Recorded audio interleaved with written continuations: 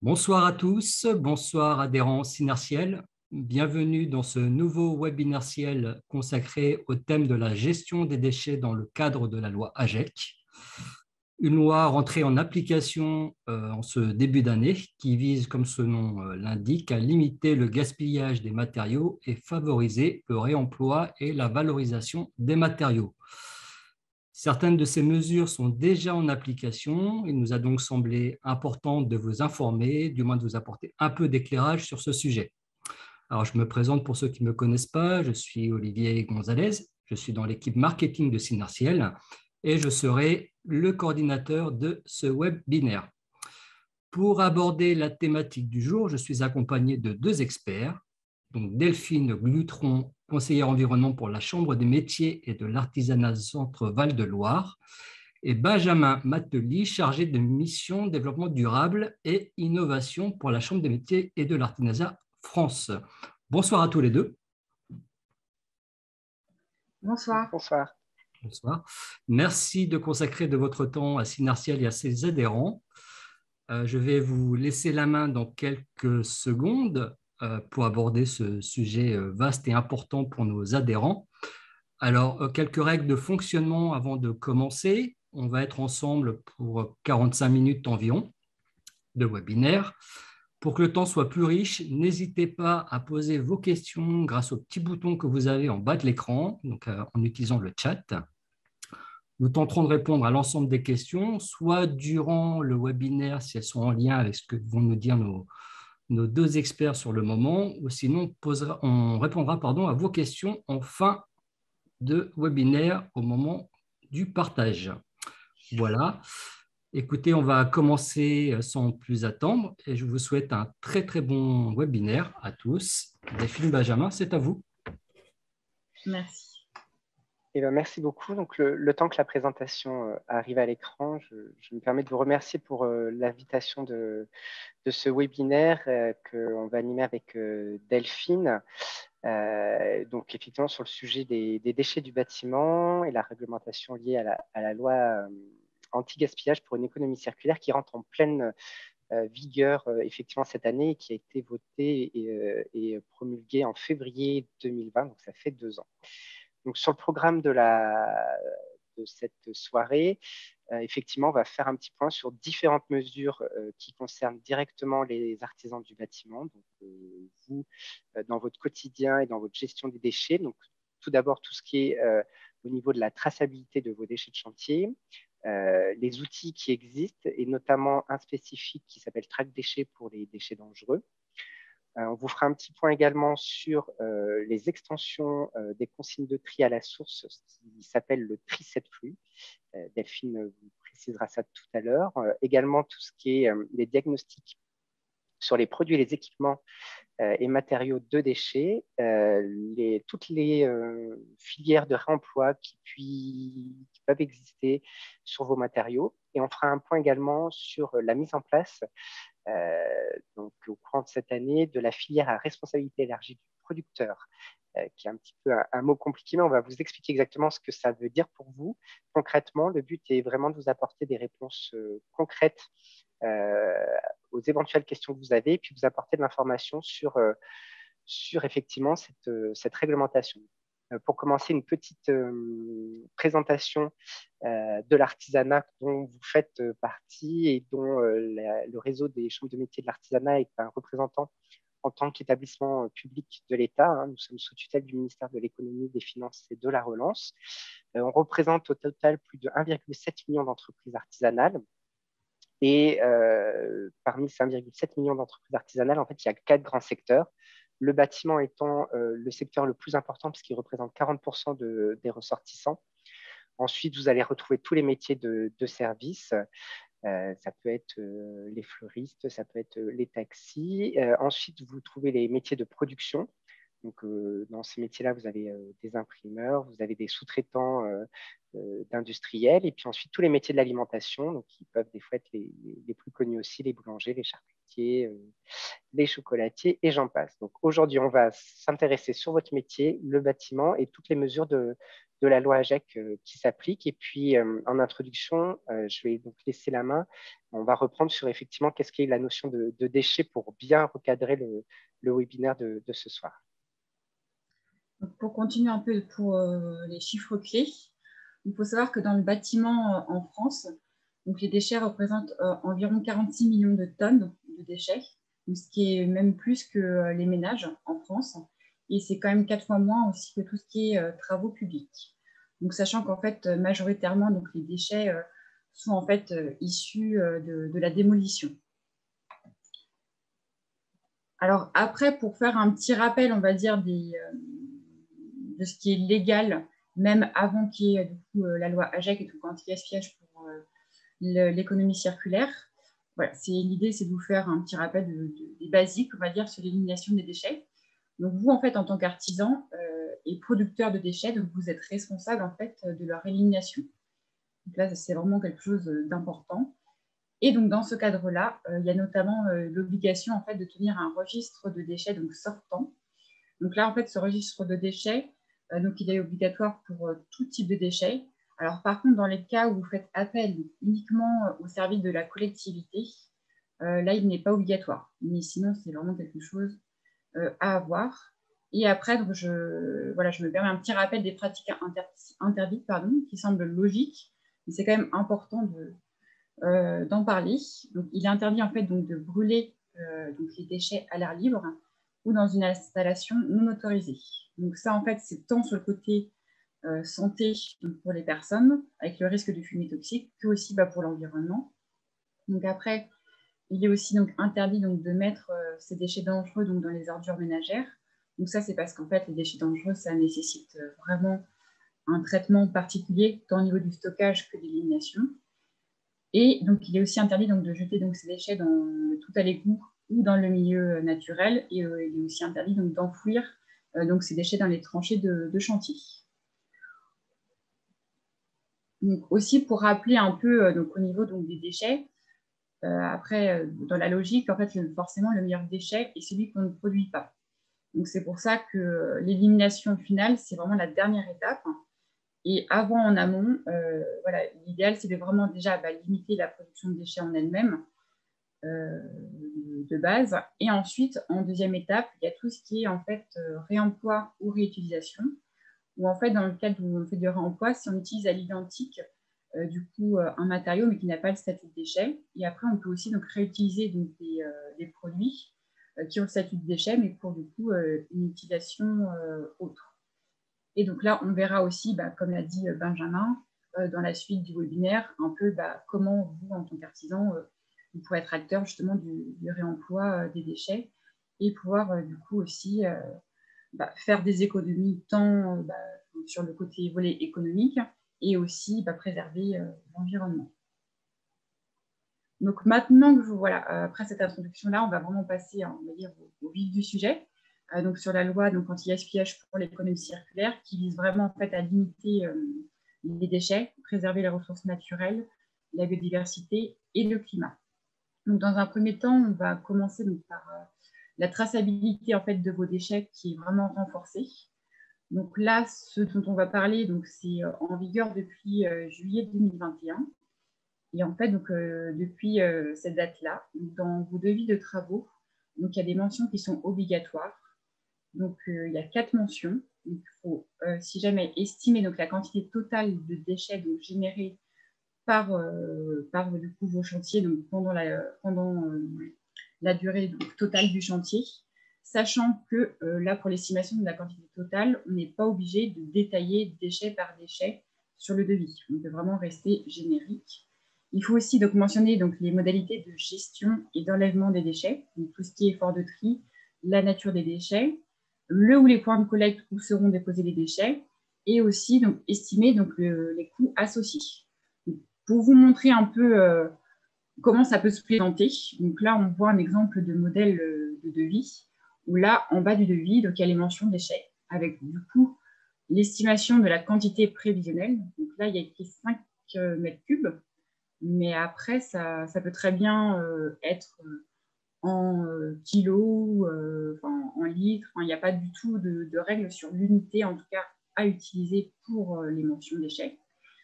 Ensuite, en complément, du coup, là, on voit par exemple le coût global estimatif qui est de 1 500 €. Ensuite, bien préciser donc, du coup, quels déchets sont concernés.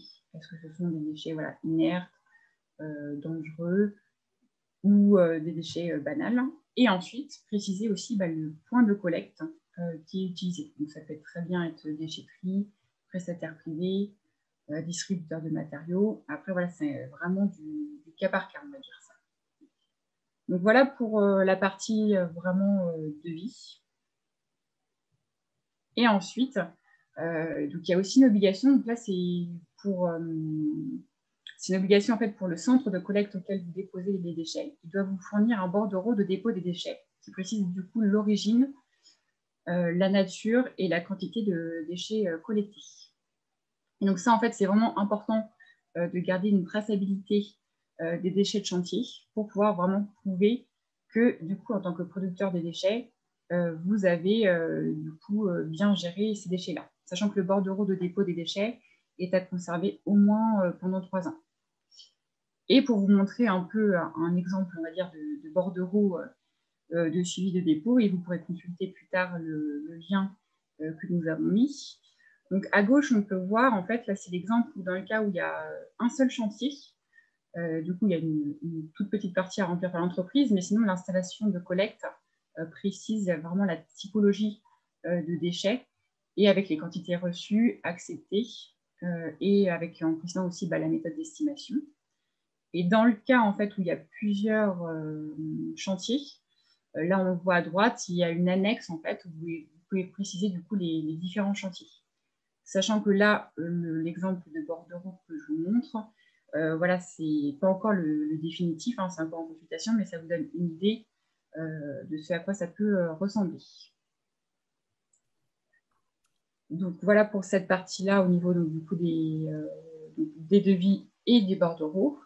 Et ensuite, donc, pour continuer donc, sur la traçabilité donc, de vos déchets. Delphine, j'ai 2 questions qui me semblent intéressantes de poser. Voilà, on a 2 adhérents qui interviennent. Donc j'ai Anthony qui demande comment peut être estimé le coût des déchets. Donc, à mon avis, le volume et le coût du déchet. Alors, à ce niveau-là, on va dire qu'il n'y a pas de baguette magique. Il n'y a pas d'outils actuellement existants qui permettent vraiment de faire des estimations précises. Mais par contre, il y a des méthodes de calcul qui sont utilisables. Donc, l'idéal, en fait, c'est de se baser en fait, sur l'historique déjà qu'on a par rapport au traitement de déchets précédent, d'avoir ces factures déchets donc, sur une année. Limite aussi, si on a des détails sur les quantités un peu par catégorie de déchets, les déchets inertes, les déchets non dangereux, ça peut être pas mal. Et après, on peut faire du coup un peu des calculs par rapport aussi au chiffre d'affaires de l'entreprise. Après, ça, si vous voulez, on pourra rajouter dans le compte-rendu du coup de ce webinaire un petit explicatif pour justement vous donner quelques billes pour pouvoir du coup avoir une méthode de calcul et faire une estimation précise. Après, par contre, pour la partie coût, l'idéal, c'est quand même de se référer quand même aux grilles tarifaires des prestataires auxquels vous avez l'habitude de faire affaire, soit prestataires privés ou même collectivités, pour faire des estimations, parce qu'après, il peut y avoir des ratios qu'on trouve sur Internet, mais c'est vrai qu'il peut y avoir vraiment des disparités entre départements. D'accord, merci. J'ai une autre question intéressante, un peu particulière. Dans le cas où le professionnel passe par un sous-traitant pour trier les déchets. En gros, est-ce que ce bordereau est obligatoire lorsque le professionnel remet ses déchets à un prestataire qui va lui-même faire le tri? Alors, un prestataire qui va lui-même faire le tri, c'est ça? Oui, qui se charge du tri. Après, normalement, là, le bordereau, de suivi, c'est vraiment du coup, le point de collecte qui le remplit. Donc, si on demande, enfin, du coup, c'est l'artisan n'a pas lui-même, entre guillemets, à remplir ce bordereau-là. Du coup, si jamais, voilà, c'est le prestataire qui, oui, pour tout ce qui est déchets du coup, inertes et non dangereux, c'est lui qui va s'en occuper si jamais de remplir ce bordereau et du coup, de faire le lien avec l'entreprise. D'accord. Donc, en réponse, c'est non, pas d'obligation pour le professionnel, c'est le sous-traitant qui remplit ce bordereau. Voilà, oui, c'est Avec, vraiment là pour le coup, c'est avec la déchetterie. c'est voilà, si jamais la déchetterie qui est en charge en fait de fournir ce bordereau-là. Très bien. Est-ce que tous les matériaux sont concernés par cette traçabilité? Alors, pour la partie donc, devis, on peut voir là sur la slide d'avant, là, c'est vraiment tout type de déchets qui est concerné. Là, vraiment, il y a que ce soit déchets donc, inertes, les déchets non dangereux, les déchets dangereux. Et par contre, pour la partie donc, bordereau de suivi de dépôt, donc, ça concerne donc, les déchets inertes et non dangereux. Après, pour la partie déchets dangereux, on en parlera aussi plus tard. Il y a tout ce qui est bordereau de suivi des déchets dangereux, qui est encore autre chose. Peut-être juste expliquer où est-ce qu'on peut trouver ces bordereaux-là. Les bordereaux, vous voulez dire de suivi des déchets Oui, dangereux? oui, tout à fait. Enfin, ce bordereau-là, celui qui est affiché à l'écran. Ah, celui qui est affiché. Alors là, du coup, alors là, c'est pas encore la version définitive du SERPA, mais du coup, on vous a mis le lien ici, consultation publique du gouvernement, où là, du coup, on peut trouver le document. Donc, en tout, il y a 4 pages, mais il y a vraiment, là, c'est les 2 principales qu'on a mis en avant. Quand il y a un seul chantier, c'est vraiment la feuille à gauche, et quand il y a plusieurs chantiers, il faut compléter avec l'annexe. Mais c'est un document qui est quand même synthétique. Merci. De rien. Du coup, pour compléter sur la traçabilité, justement, je parlais de bordereau de suivi des déchets dangereux. Et ben, il existe en fait, depuis début d'année, un outil numérique qui s'appelle Track Déchets. Parce que du coup, depuis le début d'année, il y a une obligation en fait, de dématérialisation des déchets dangereux. Et du coup, le gouvernement a travaillé donc, sur cet outil-là, qui est un service gratuit, qui a un double objectif. C'est simplifier la gestion des bordereaux de suivi des déchets dangereux. C'est ça que j'ai oublié de le rappeler. En fait, les déchets dangereux, c'est des déchets qui peuvent présenter donc, des dangers tant pour les personnes que pour l'environnement. Et donc, il y a que ce soit les emballages souillés, par exemple, tout ce qui est aérosol, les D3E, donc les déchets d'équipements électriques et électroniques, et aussi notamment tout ce qui est déchets d'amiante qui peut aussi poser souci, notamment dans votre secteur. Et donc, cet outil-là, en fait, il permet aussi de sécuriser donc, toutes les filières. Et il y a vraiment, en fait, chaque acteur de la boucle, on va dire, qui doit s'inscrire sur ce site-là. Donc, que ce soit le producteur de déchets, les transporteurs de déchets ou le professionnel qui s'occupe du coup de la gestion des déchets, de la valorisation. Et vraiment, vous, en tant qu'artisan, voilà, l'important à retenir, c'est d'abord c'est de vous inscrire sur la plateforme Track Déchets. Ça prend vraiment pas longtemps, ça prend environ 2 minutes. Après, vous recevez un mail de confirmation. Une fois que vous avez reçu ce mail-là, si jamais donc, il y a juste du coup, faut du coup selon si vous avez un ou plusieurs établissements, il faut le rattacher en fait au numéro SIRET. Donc ça, il faut les inscrire sur le site. Et ensuite, vraiment l'étape importante en tant qu'artisan du bâtiment et producteur de déchets, ce sera en fait la signature des fameux bordereaux de suivi des déchets dangereux. Donc là, actuellement, le modèle de signature, c'est faut remplir en fait un code à 4 chiffres, mais qui est donné directement sur la plateforme, qui est généré en fait automatiquement. Et sachant qu'après, il y aura une petite évolution pour un peu aussi faciliter la gestion pour les utilisateurs du site. C'est du coup, on pourra, si jamais, valider directement en amont même en fait, de l'enlèvement des déchets, du coup, les bordereaux, ce qui facilitera aussi les étapes.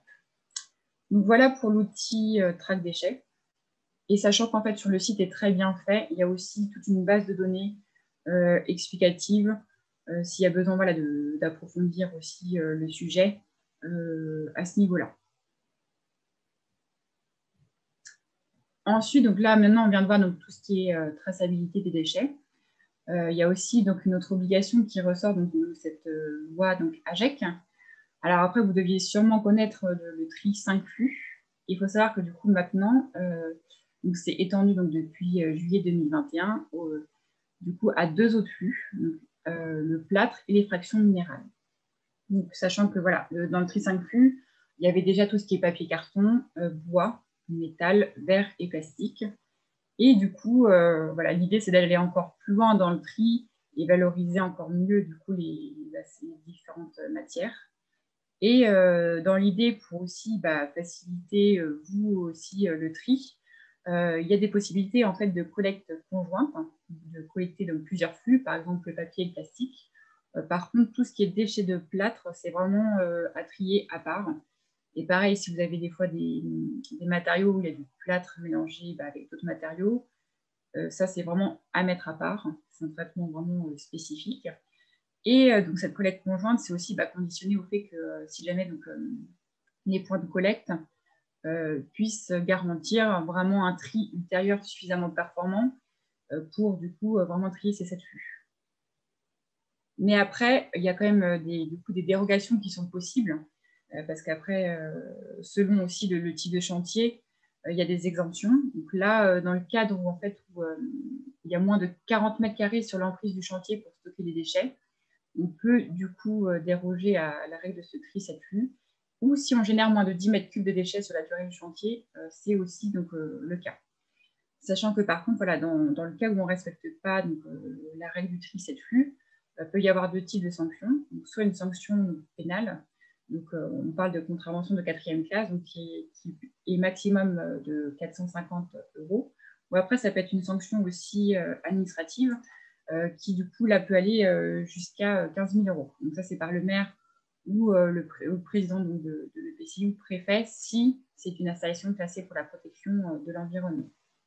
Sachant qu'en fait, si jamais il peut être demandé du coup aux professionnels du bâtiment voilà, de réaliser en fait, ils peuvent subir un audit pour attester en fait du respect de l'obligation du tri 7 flux.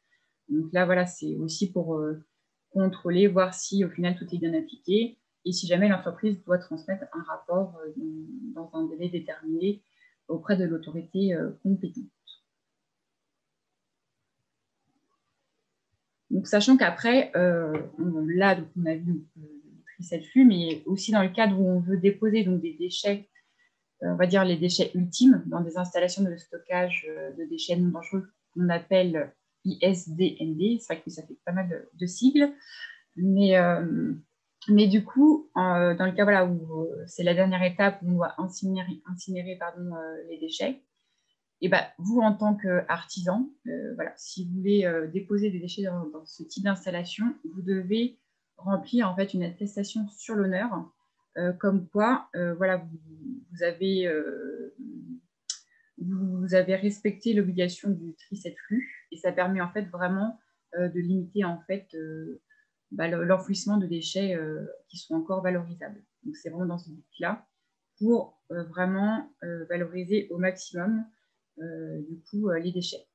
Et dans le cas où on dépose en installation donc, de stockage de déchets non dangereux, donc il est interdit en fait de poser du coup, donc, des déchets en fait. Il est interdit donc de déposer donc, des bennes qui ont plus de 30% donc, de métal ou plastique, verre, bois ou fraction minérale inerte, ou s'il y a plus de 50% de papier, carton ou plâtre. Donc, voilà, c'est quelques règles à respecter à ce niveau-là, au niveau du tri 7 flux. Donc, ensuite, donc, là, je vais vous passer rapidement cette slide-là, parce qu'en fait, c'est donc pour information, mais on va dire que ce n'est pas vous directement qui allez devoir le remplir. Donc, je tiens quand même à vous en parler, parce que c'est dans le cadre, ça peut quand même vous concerner. Donc, c'est tout ce qui est diagnostic, produits, équipements, matériaux, déchets, où là, en fait, le maître d'ouvrage est tenu de réaliser un diagnostic donc, sur les produits de construction et équipements constitutifs en fait, du bâtiment. Là, c'est avant tout travaux de démolition, dans le cas où il y a une surface en fait, cumulée de plancher qui est supérieure à 1000 m², ou dans les cas où il y a des réhabilitations significatives de bâtiments. Et donc là, si jamais donc, ce diagnostic, il comprend donc, différents points. Donc, il y a une estimation à faire de la nature, de la quantité de déchets, de la localisation aussi donc, des produits, de matériaux, équipements. Aussi, donc, mentionner toutes les possibilités de réemploi sur site ou hors site, notamment via des filières locales ou des filières de réutilisation, recyclage, valorisation ou élimination, on va dire en dernier recours. Quels sont les déchets générés et les précautions de dépôt, stockage et transport. Donc voilà à ce niveau-là, mais c'est vraiment le maître d'ouvrage qui a géré ça, ce document-là, ce diagnostic-là. Mais par contre, du coup, pour rebondir sur les possibilités de réemploi, là, je vais plus détailler vraiment là où pouvez-vous être acteur aussi du réemploi, que ce soit tant du coup, pour limiter vos coûts, que aussi préserver l'environnement en réutilisant au maximum des déchets avant qu'ils soient éliminés définitivement. Donc là, déjà, en premier exemple, voilà, je voulais vous parler, donc là, j'ai pris 2 exemples donc, dans la région de Centre-Val de Loire, dans le 28, et aussi d'une entreprise qui est située donc, du coup, dans le 64, où en fait, donc là, c'est 2 structures donc il y en a une, Granudem, qui vend en fait auprès des artisans du coup du gravier, du sable et du béton recyclé. Donc là, c'est eux qui s'occupent en fait de transformer, du coup, de recycler les blocs de gravats et béton issus de chantiers de démolition pour du coup en faire des produits qui peuvent être réemployés du coup sur des chantiers, sachant qu'à chaque fois il y a des granulométries différentes selon la fonction et l'utilité du coup de ces produits-là. Et du coup, Coreval, il y a un peu le même principe, sauf qu'en complément, il y a vraiment la possibilité pour les artisans et aussi donc, tant les professionnels que les particuliers de déposer du coup les déchets donc, de gravats, si jamais aussi pour qu'ils puissent aussi avoir un vivier et proposer ensuite des matériaux issus de la valorisation qui permettent en fait de remblayer du coup des tranchées. Et sachant qu'à chaque fois, donc là vous verrez donc il y a les liens vers les sites, il y a des possibilités d'achat, voilà, différentes granulométries selon l'intérêt pour l'entreprise. Hein. Parce que voilà, par exemple pour Coreval, ils vendent des mélanges de sable et gravier, donc ça peut être pour des sous-couches, pour des ouvrages en béton et travaux de maçonnerie, ou fabrication d'ouvrages, travaux publics. Donc voilà, il y a différentes fonctions également. Et donc, en complément de ce type d'achat que vous pouvez faire, on va dire d'achat responsable, il existe aussi donc, des plateformes en fait, en ligne à destination des professionnels du BTP. Donc, c'est vrai que d'avoir déjà rencontré pas mal d'artisans sur mon secteur, donc moi je suis originaire donc, de l'Inde dans le 36, et c'est vrai qu'on avait fait une enquête déchets auprès des artisans. C'était pas, en tout cas, dans ce cas-là, forcément les plateformes qui étaient les plus connues. Mais c'est vrai que c'est quelque chose qui est quand même bien intéressant. Donc en fait, c'est pour simplifier, c'est un peu comme le Bon Coin, mais version professionnelle. Donc là, moi, j'ai mis en avant, donc, on va dire, les trois principales plateformes, donc Articonex, Vacacia et CycleUp, où en fait, là, l'objectif, c'est de pouvoir acheter et revendre des matériaux issus de chantiers de construction, réhabilitation et déconstruction. Et sachant que vous, il y a un double intérêt, à chaque fois, c'est toujours sur les 2 volets, hein, économique et en même temps écologique, parce que du coup, forcément, les matériaux de réemploi, c'est moins cher que le neuf. Après, dans le cas où vous avez des surcoûts de chantier, ça vous permet du coup de les revendre plus facilement. Quand il y a des matériaux de déconstruction ou des erreurs de commande, et au final, ça peut être plus facilitant pour vous de faire appel à ce type de plateforme. Et aussi, ça permet de réduire son impact environnemental en prolongeant la durée de vie des matériaux. Sachant que là, vous aurez aussi, du coup, il y a le lien vers chaque site pour pouvoir, si vous voulez faire un comparatif, pas hésiter. Donc voilà pour déjà 2 premières solutions. Et ensuite, donc, il y a d'autres possibilités aussi donc, par rapport aux matériaux de réemploi auxquels vous pouvez faire appel. En fait, là, c'est au niveau donc, des déchetteries. Il faut savoir qu'elles peuvent être des lieux de récupération ponctuelle et de retraitement du coup de produits. Et en fait, en tant qu'artisan, vous avez la possibilité de déposer donc, des déchets qui peut être employé dans des zones spécifiques dédiées. Alors par contre, voilà, ce n'est pas systématique dans toutes les déchetteries. C'est une obligation quand il y a une demande de personnes morales qui relève de l'économie sociale, solidaire et circulaire. Et du coup, si jamais il faut avoir une zone dédiée, mais là, l'idéal, c'est vraiment, si jamais vous, avec les déchetteries avec lesquelles vous avez déjà affaire, ou quand vous avez des chantiers, des déchetteries environnantes, leur demander s'ils ont ce système-là.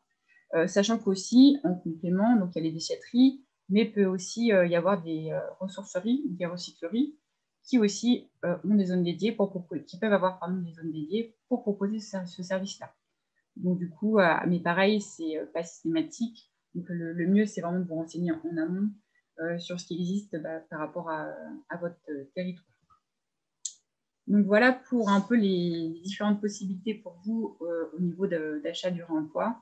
Ça, c'est aussi vraiment une nouveauté, en tout cas, de cette loi AGEC, de vraiment favoriser du coup la longévité des matériaux. Donc, je vais maintenant laisser la main du coup à Benjamin, qui va vous expliquer du coup un peu plus amplement donc, ce qu'est la filière REP, donc responsabilité élargie du producteur.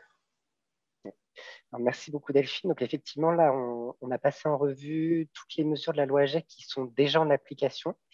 Là, c'est une mesure qui va rentrer en application et ce n'est pas la plus petite pour vous. C'est effectivement la mise en place d'une filière REP, ce qu'on appelle donc responsabilité élargie du producteur, pour les matériaux et les produits du bâtiment. Donc, en fait, ces filières, pour vous expliquer un petit peu le contexte, on rentre là dans un cadre européen. Pour être plus simple, c'est ce qu'on appelle le principe de pollueur-payeur. Et vous le connaissez déjà sur plein d'autres filières, notamment sur les emballages. Mais celui où ça va être le plus simple pour vous expliquer, c'est par exemple aujourd'hui les équipements électriques et électroniques. Quand vous achetez un frigo neuf ou une machine à laver, vous avez une petite éco-participation que vous payez, qui est visible sur le prix d'achat. Et en fait, cette éco-participation, aujourd'hui, vous permet en tant que particulier de rapporter votre ancienne machine à laver ou votre frigo en fin de vie. Et bien là, c'est la même chose, mais cette fois pour les produits et les matériaux du bâtiment. Donc le principe et la volonté du gouvernement, c'est de enfin mettre à disposition de tous les professionnels une reprise gratuite de vos déchets de construction ou de démolition. Par contre, la contrepartie, c'est à condition qu'il y ait au moins une collecte séparée, donc au moins 2 flux triés. Donc, comme l'a dit tout à l'heure Delphine, c'est comme pour les 7 flux du tri, c'est avec au moins le plâtre à part. Sinon, le point de collecte vous facturera la collecte des déchets. Le but aussi de cette mise en place de la REP, ce n'est pas juste une reprise gratuite, c'est aussi d'avoir un meilleur maillage du territoire en point de collecte. L'objectif de la loi, c'est d'avoir au maximum 10 km à parcourir en milieu urbain pour trouver un point de collecte et 20 km en milieu rural. Donc, qu'est-ce que c'est qu'un point de collecte? C'est toutes les déchetteries professionnelles ou publiques, mais également tous les points de collecte du négoce ou de la distribution de matériaux. Je vous ai mis juste par exemple toutes les enseignes qui font plus de 4000 m² de surface de vente de produits de matériaux et de construction qui devront mettre en place un point d'accueil pour collecter vos déchets. Donc, ça peut très bien être aujourd'hui des points comme Laura Merlin ou autres distributeurs de matériaux qui aujourd'hui n'ont pas du tout ce service de collecte, qui à l'avenir l'auront, d'où ce meilleur maillage de 10 km en milieu urbain et 20 km en milieu rural. Et un des objectifs également, c'est de financer le ramassage et la gestion des dépôts sauvages qui posent aujourd'hui extrêmement de problématiques aux collectivités. Et donc, ça devrait permettre également de financer toutes ces opérations de nettoyage et de dépollution des terres qui font l'objet de dépôts sauvages. Donc, pour vous présenter ça, le calendrier prévisionnel, la loi prévoyait normalement un démarrage de cette filière au 1er janvier 2022.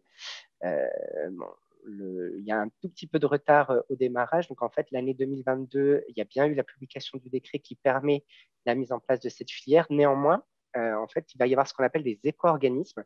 Les éco-organismes, ce sont en fait des structures privées, mais à but non lucratif, qui sont agréées par l'État pour justement gérer toute la collecte des déchets et également la collecte de l'éco-participation. Donc, l'éco-participation, c'est ce petit montant à l'achat qui finance la collecte. Donc là, on rentre justement dans la période où l'État va publier ce qu'on appelle le cahier des charges et où ils vont ensuite délivrer les agréments aux différents éco-organismes. Donc l'hypothèse, je vous l'ai mis en italique parce qu'on n'est pas sûr, mais normalement en juin, les éco-organismes devraient être agréés, ce qui permettra à ces éco-organismes de diffuser auprès de leurs adhérents.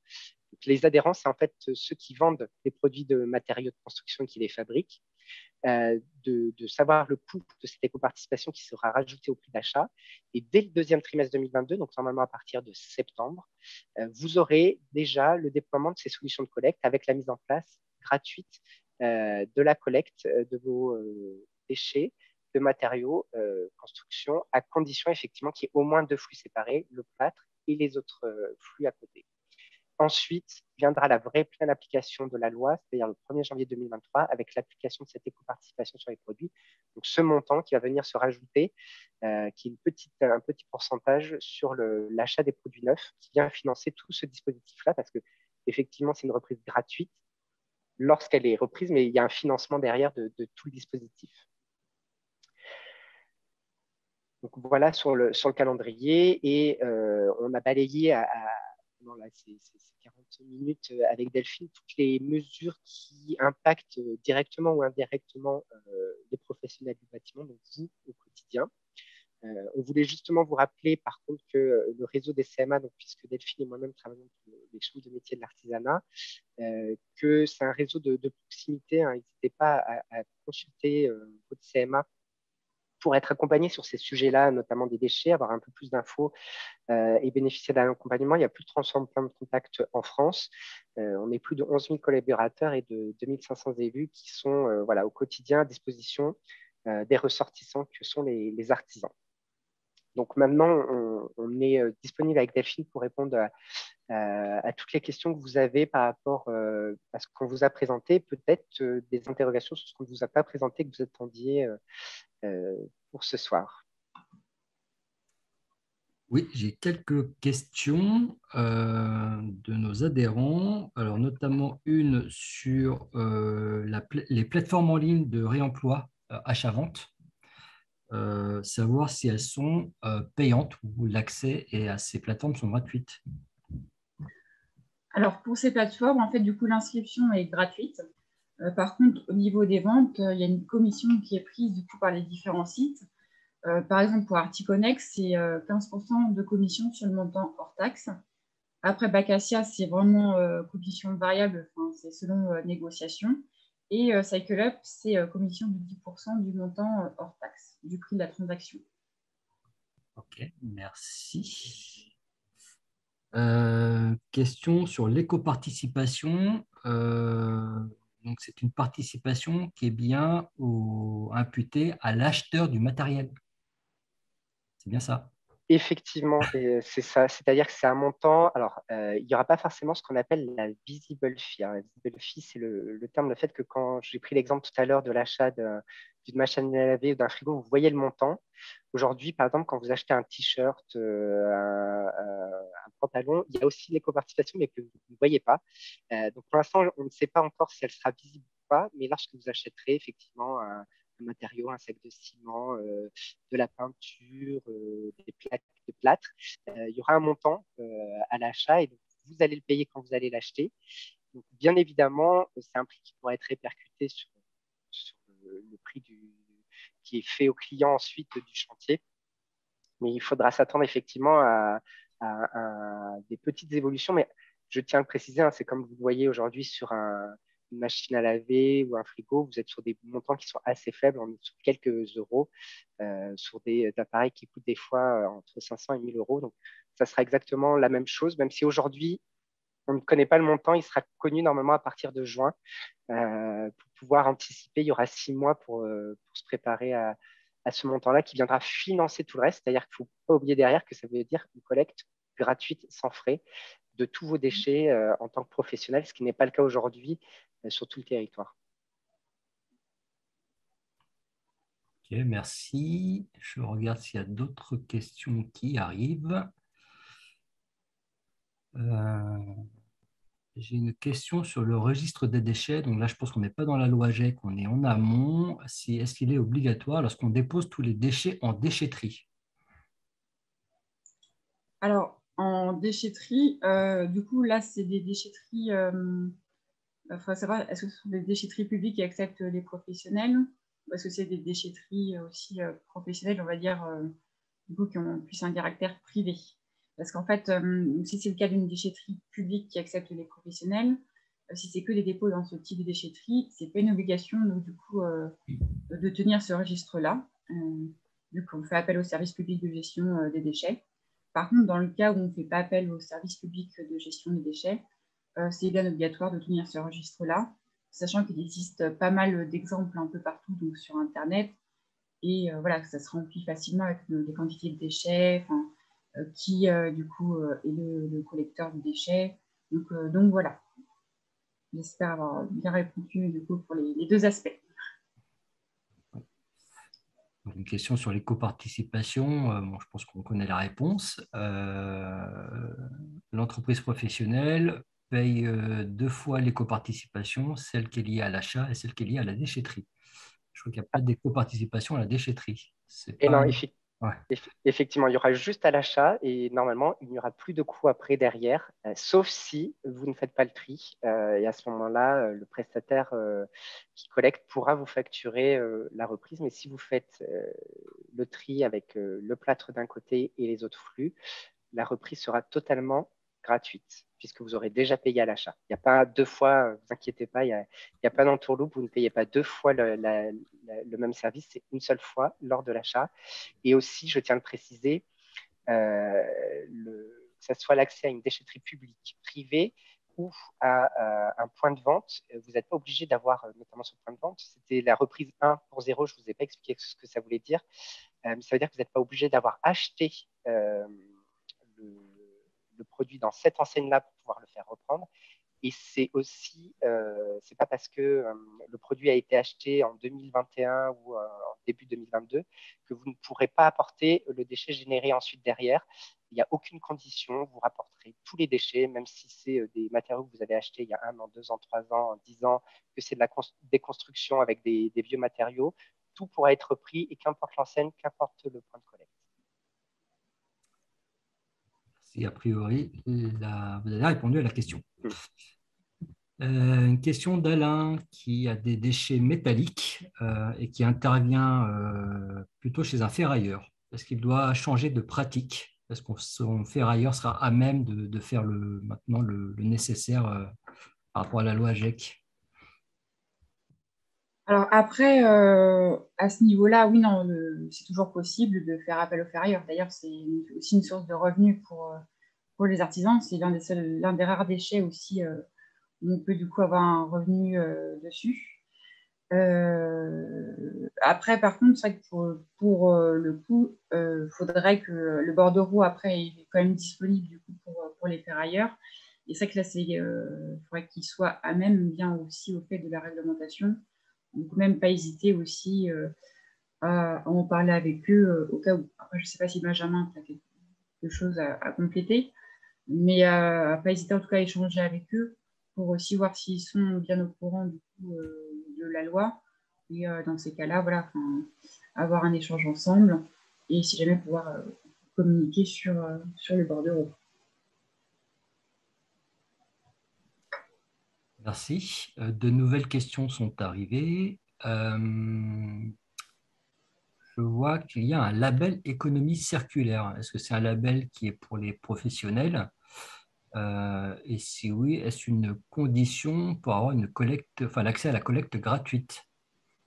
Non, il n'y aura pas. Alors, le label, je ne sais pas exactement, parce qu'il y a il y aura plusieurs labels qui existent, économie circulaire, mais ce n'est pas une condition pour l'accès à la collecte gratuite. La seule condition est le tri de flux, le plâtre, et de l'autre côté, c'est la seule condition. D'accord. Une question sur un produit particulier, les pots de peinture. est-ce que les pots de peinture peuvent être rendus aux fournisseurs? Et si oui, faut-il présenter un bordereau? Alors, dans le cadre de la filière REP, oui. Et de toute façon, dans le cadre de la filière REP, ils vous remettront nécessairement un bordereau. Donc, il n'y a pas de souci, que ce soit fournisseur, distributeur, c'est toujours valable. Merci. Alors, c'est que d'autres cas un peu particuliers que je vais vous émettre. Donc, le cas où le professionnel a une benne qui vient d'une entreprise de recyclage. Donc, l'entreprise de recyclage récupère les déchets et facture le traitement. Est-ce que du coup, le professionnel doit émettre un bordereau? Est-ce que c'est au professionnel d'émettre le bordereau? Le bordereau de dépôt, du coup, c'est Oui, l'entreprise de recyclage oui, de gérer ce bordereau-là. c'est bien le sous-traitant. Oui. Tout à fait. Alors, par contre, vous donnez moins l'information sur le chantier, mais ce n'est pas à lui de remplir le contenu même du bordereau. C'est vrai qu'il demande si le bordereau de dépôt, c'est bien la déchetterie de ne le fournir. Ah bah oui, là, dans tous les cas, en fait, c'est vraiment le point de collecte qui s'occupe en fait du bordereau de dépôt. C'est lui qui gère, qui est chargé en fait de remplir ce bordereau de dépôt. C'est comme c'est lui en fait les points de collecte, c'est aussi eux qui ont l'obligation en fait, comme c'est eux qui gèrent tout ce qui est après valorisation des déchets tri et flux, de fournir une attestation aussi auprès du producteur de déchets, comme quoi il a bien géré les déchets du coup de son client, vous les artisans, et qu'il a bien géré du coup le tri et flux. Et ça c'est à faire avant formel, mais ça paraît c'est quelque chose. Enfin, c'est pas à vous en tant qu'artisan, vous n'avez pas à gérer ce point-là. C'est pour ça que je ne l'avais pas spécialement évoqué lors de la présentation, pour pas rajouter une information. Mais du coup, non, là, c'est vraiment bordereau de dépôt. C'est du coup les points de collecte qui ont la responsabilité. Par contre, dans le cas je reviens sur la sous-traitance de la gestion des déchets. Malgré que le professionnel passe par un sous-traitant, il doit toutefois assurer les mentions obligatoires sur le devis. Oui, ça reste toujours obligatoire. Et puis même si on fait appel à la sous-traitance, dans tous les cas, en fait, on reste responsable de l'élimination de ces déchets. Donc, on doit s'assurer qu'à chaque fois, que du coup, le déchet soit valorisé comme il le faut. Et ça, c'est vraiment à détacher la sous-traitance. C'est la mention de déchets sur les devis. C'est vraiment une obligation. Et après, c'est aussi un travail de sensibilisation auprès de vos clients qui, des fois, ne sont pas forcément habitués du coup, à avoir cette ligne-là. Donc, ils peuvent aussi, des fois, un peu tiquer. Hein. Mais maintenant que c'est obligatoire aussi pour tous les artisans, au moins, en tout cas, il n'y a pas de différence, on va dire, entre les artisans ou de différence au niveau des devis. Je vous propose de conclure. Est-ce que vous avez peut-être, Delphine et Benjamin, un petit mot de conclusion pour nos adhérents?